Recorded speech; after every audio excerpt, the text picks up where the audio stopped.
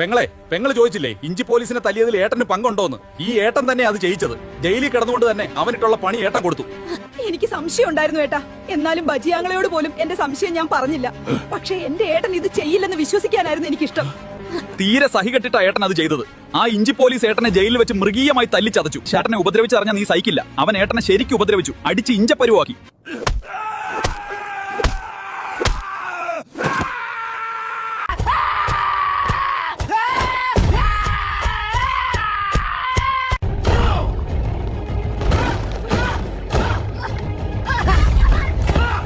പെങ്ങള് മാത്രമേ ഇതറിയാവൂ, വേറെ ആരോടും പറയരുത് കേട്ടോ.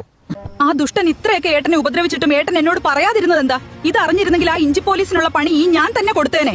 ഏട്ടൻ നല്ല മുട്ടം പണിയാ തിരിച്ചു കൊടുത്തത്. ഏട്ടൻ പണി ഏൽപ്പിച്ച ആൾ ചില്ലറക്കാരനല്ല, ജഗജില്ലിയാണ് അവൻ. ജയിലിൽ വെച്ച് പരിചയപ്പെട്ടതാ അവനെ. അവനെ കണ്ടാൽ തന്നെ ഒന്ന് പേടിക്കും. പക്ഷെ പളുങ്ക് മനസ്സാവൻ്റെത്. ഒരു പണി ഏൽപ്പിച്ചാൽ അവൻ നല്ല വൃത്തിക്ക് ചെയ്തോളൂ. അങ്ങനെയുള്ളവരുമായി എന്റെ ഏട്ടൻ കൂട്ടുകൂടും.